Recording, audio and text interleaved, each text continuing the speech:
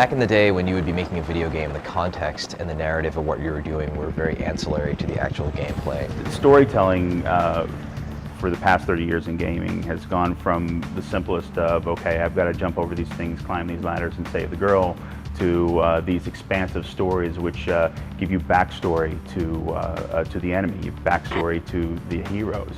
I missed my family. I'll kill every one of these bastards.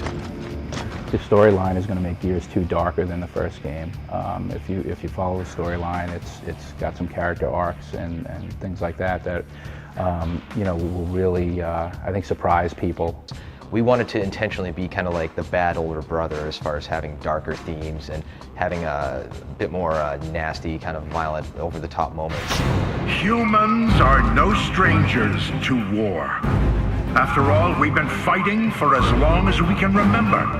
The Pendulum Wars have been going for 79 years, and then there's been 15 years of the Locust Wars. That's 94 years of combat. People have been born and died while at war. And I think it's really interesting. Like, how does that shape a society? How do you shape a society that deals with a constant war? At the end of it all, it's ultimately about hope. It's about humanity banding together to deal with a force that nobody thought they could defeat. Gears of War 2, it's the story of D-Day for humanity against the Locust Horde. I took US history. It's totally like D-Day. Everyone's in. It's like this last-ditch effort, but it's not going to be a last-ditch effort. Like, it's going to be this epic battle. Probably 5 acts worth of battle.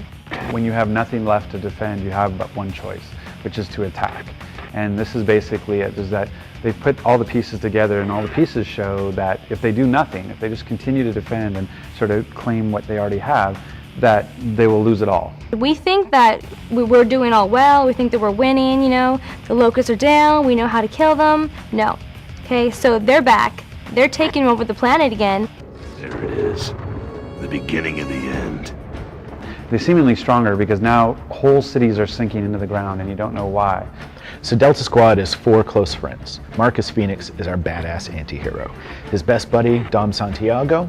And then we've got Gus Cole, who's the over-the-top thrashball player turned soldier, and Damon Baird, who's our scientist. Welcome to Delta. These are the guys that you go drinking with, go to the strip club with, get drunk and throw up in each other's cars. These are your guys. They're like the crew from Aliens times 10. This kind of four-man wrecking crew crossing the planet and cracking heads and not even taking any names of any kind. Running away won't help! I'll just shoot you in your asses! The Locusts have killed all the wusses, right? So all that's left are these, you know, mega soldiers. They all have a lot of respect for each other, but they all give each other a lot of crap. They're a great dysfunctional family. It's a personal journey for each of these characters. They've lost their father, their wives, their kids, and sharing that with them as they go through this world and try to survive. I like to think that we're transcending a little bit beyond just a push the buttons and click kind of video game. Nice work, Delta. Cole, Baird, you take left. Dom, you come with me. Nice. Marcus Phoenix is kind of a classic anti-hero.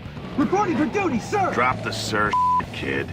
We're not that polite out here. He's seen a lot of combat, he's killed a lot of humans and a lot of locusts, and he's kind of done with it all. He makes the tough calls, he says what has to be said. People think he's a dumb space marine, right? And yada, yada, yada. But if you look at his eyes, he's just got a little bit of intelligence back there that makes him dangerous. Control, this is Delta. Enemy threat eliminated. You want to love the guy, but you're scared he might stab you in the back at the same time. Marcus never smiles. Even at his birthday party, Marcus never smiles. I think he needs Dom to just help him open up a little bit. Dominic Santiago is Marcus's best friend, and he's kind of the guy who says what the player's thinking. Dom has those quick, you know, comebacks, and he's just a rugged dude. And when he snipes somebody's head, he goes, you know, what's up, bitches? What's up, bitches? In the days following the Locusts' attack, they lost their children, him and his wife Maria, and she went almost crazy with grief and went missing one day. Aw, boo-hoo. Okay, it's hug. What do you want, like a tampon and a chocolate bar? Like, what do you want me to do? She's dead. And if she's not, she probably left you, I don't know. At the opening of Gears 2, Dom has a lead on her, where she might be. You ever seen this woman? Something about her face does seem familiar. He deserves love. He won't get it, but he deserves it. Maybe him and Baird could hug it out at some point.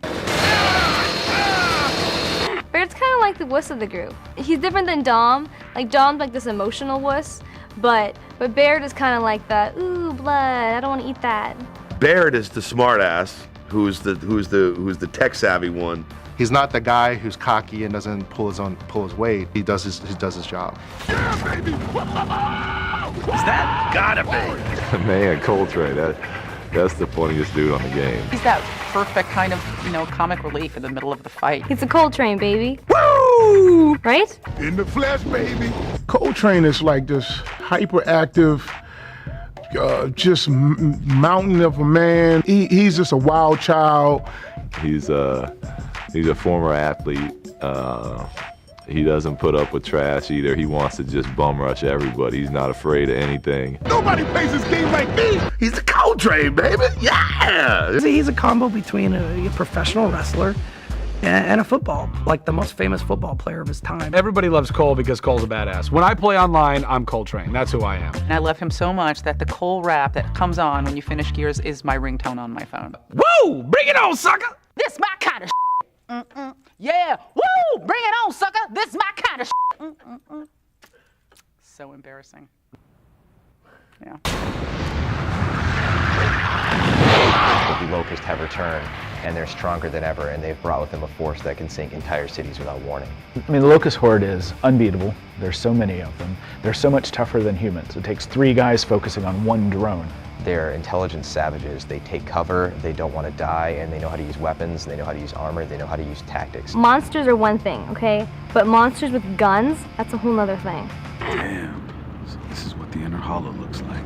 I mean, the Locust is this group that lives in a series of caves underground, right? Where they grew and, proliferated, had parties and built buildings, and then they came out, right? Anytime you feel that rumbling in the game and you're like, crap! Crap, where are they coming? What are you gonna do? Huh? What are you gonna do? I'm coming. I'm over here. I'm over there. See? You don't know what to do. You're confused. You're scared. You're intimidated, right? It's beautiful.